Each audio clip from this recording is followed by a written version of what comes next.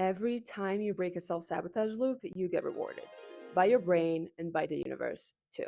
Because every act of self-leadership signals safety to your system, and the universe responds to self-trust. Most people miss this. They think that the reward comes after the result, after they get a big win. But the reward starts the moment you stop abandoning yourself. The reward starts the moment you stop abandoning yourself. My name is Sarah, and I teach feminine self leadership for dopamine sensitive brains. And when I say feminine, I don't mean the way you look, the way you dress, or even the way you speak. What I do mean is having full self trust into your wisdom, your intuition, and your body. Because your body cannot create magic unless it trusts you to listen. I know what it's like to be stuck in loops that logic cannot fix, to feel like you're trying and doing all these things, but you still are betraying yourself. Breaking self sabotage loops is hard, especially for a dopamine sensitive brain that just craves instant gratification all of the time. But what if you could borrow dopamine from the future to make a better choice today? It sounds made up, but it's actually science backed. And this is something that I've been doing intuitively for years. Most people think that dopamine is about pleasure, but it's actually about pursuit. It's the chemical of motivation and craving, not just the reward that comes after. Yes, dopamine is released when you get the reward, but usually the biggest release is the anticipation of the reward itself. It's more about the chase than the actual catch itself. In this video, I will teach you a 3-minute Dopamuse strategy that you can use at any time, anywhere, any place to break out of self-sabotage loops without relying on willpower. And I call it dopamine forecasting. I really need you to hear me on this one. Your brain does not hate you. It is only forecasting outcomes it does not trust based off of data it has collected so far. So let's fix that. Let's give it some new data. But first, let's talk about why breaking a self-sabotage loop always leads to reward. Self-trust is energetic alignment. When you stop following through from pressure, from urgency, from fear, and you start following through from that inner safety, inner alignment, inner trust, intuition, you shift your frequency. You stop sending out the signal of, I don't know what to do, I always mess up, I don't trust myself. And you start broadcasting, I trust myself, I'm ready, I leave myself now. Because your body cannot create magic if it does not feel safe. Your body cannot create magic if it does not feel safe to show up. When you stop abandoning yourself, the universe will always mirror that. The universe will always mirror that, whether it is breakthroughs, synchronicities, new opportunities. The more you stay with yourself in those moments of self abandonment and self sabotage, the easier it's going to be to build that self trust, because you cannot trust yourself if you keep hiding from yourself. You cannot trust yourself if you keep hiding, avoiding, delaying, distracting, and not actually staying with yourself. You don't have a discipline problem, you have a self leadership gap. You need to learn how to work with your brain and body in those moments of resistance, abandonment, avoidance, procrastination, overthinking, because self trust starts in those moments when no one's watching. And self trust is the foundation of feminine coded self leadership. Every time you go to your progress or break a promise that you have made to yourself, your nervous system remembers. And energetically, you are sending out a signal to the universe that you are not ready to hold even more. But the moment you make a different choice, one tiny decision rooted in self trust, your reality starts to bend with you. Your brain follows repetition, your body follows safety, and your reality follows choice. So when you make a different choice, even the smallest one, you break the pattern and you activate a different reality. Because this is not just about mindset, it's about pattern interruption. So here is a 3-minute dopamine strategy that's going to help you do exactly that. And you can do it at any time, at any place. Also, I got a lovely comment last time I posted a video about my microphone, which I knew was bad, but I've been having a lot of issues with just this camera setup. So I'm actually filming this on my phone with a phone microphone that for some reason always works. So let me know if you like this, if this quality might be even better than the camera, and let me know if the sound sounds good. The first step of the dopamine forecasting strategy is awareness.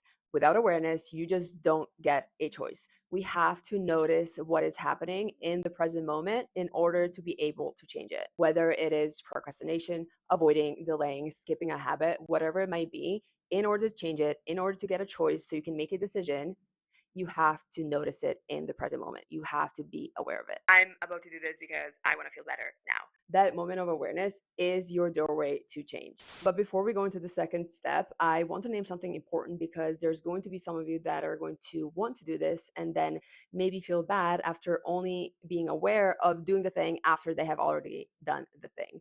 But there are levels to awareness. So just because you don't notice something the first time or the fifth time or even the 10th time of trying to break a pattern, that does not mean that there's anything wrong with you. It does not mean that you're doing something wrong, but you are practicing awareness. There are levels to it. So still acknowledge it, still stay with it, still be present with it. This is the first step in rewiring.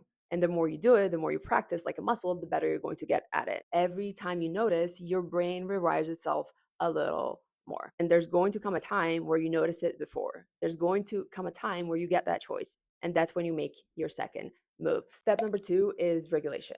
Most people do not fail to follow through because they don't care. They fail to follow through because their body does not feel safe enough to let them act. This is when you know what to do, you know the steps, you know how to eat, you know what to do at the gym, but you just can't do it.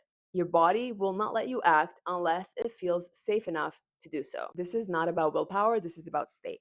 And one of my favorite ways to do this is a breath technique called cyclic sighing. This is actually a science-backed technique that helps shift your system from stress to safety. This is how you're going to do it. You're going to inhale through your nose, and at the end, you're going to make an extra 1 second inhale again, and then exhale slowly through the mouth, longer than you have inhaled for. Okay, let's try it together now.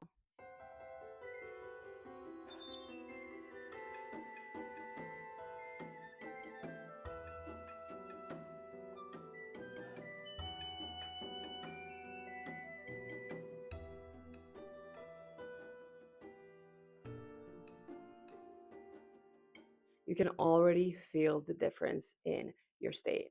I didn't actually realize that I was feeling a little just hyped up doing the video, but this instantly feels different. You can probably notice it in my voice also because I definitely can. So you're going to repeat this for 3 to 5 rounds. This is also something that you can train yourself to do automatically. You can practice it and practice it until it becomes a natural thing to do that your body does when it's feeling dysregulated. Just a few rounds of this is going to help your body settle enough to make a different choice. Next step is the fun part. You're going to borrow dopamine from your future self. Now that you feel safe enough to choose, you're going to visualize the version of you who follows through, the version of you who already does the thing.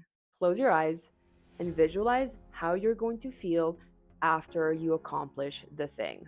Let that feeling land in your body. Where do you feel it? What does it feel like? Let it expand. You are teaching your body that this feeling is safe to receive. But don't stop there. Ask yourself, what does this actually give me? Or what becomes possible once I do this thing? What am I working towards? And if you want to make this even more potent, pair it with something sensory, whether it is a song that matches the vibe, whether it is a smell or a movement. Shake it off, dance, open the window, go outside.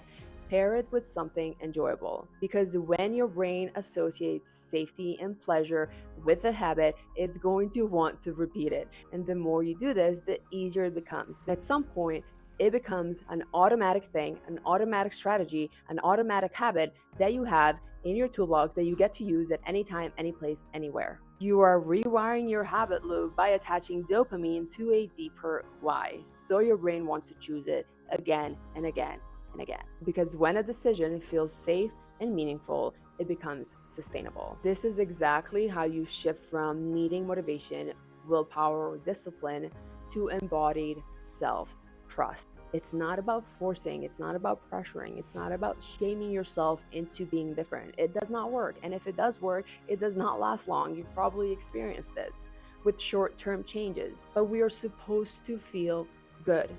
We are supposed to feel pleasure. We are supposed to have fun.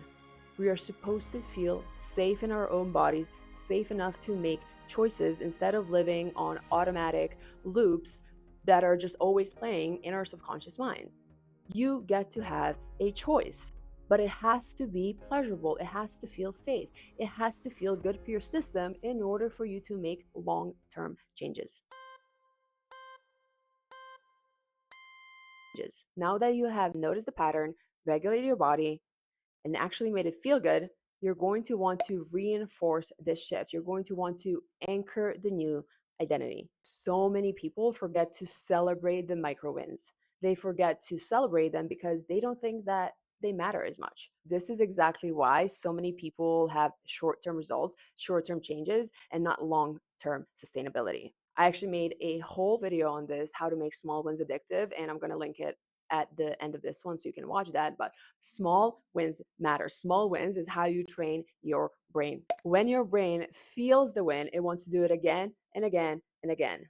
Do not let this win go unnoticed. Do not let a small win go unnoticed because you don't think it's important enough to celebrate. Reinforce the identity of the version of you behind the action, the version of you who leads themselves intentionally. Say this out loud.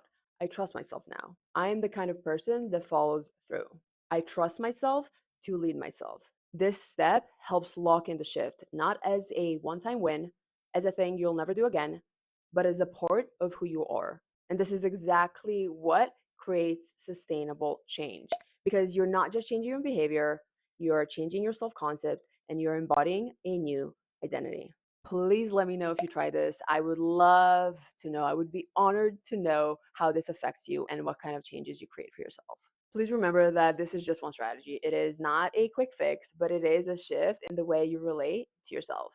Because the way you treat yourself in those moments you want to abandon, in those moments you want to skip, avoid, procrastinate, delay, is the habit that rewires all others. It's like a master switch for your habits. So if you're ready to take this work even deeper, if you're ready to unmask those parts of you that are preventing you from following through in the first place, I have something for you.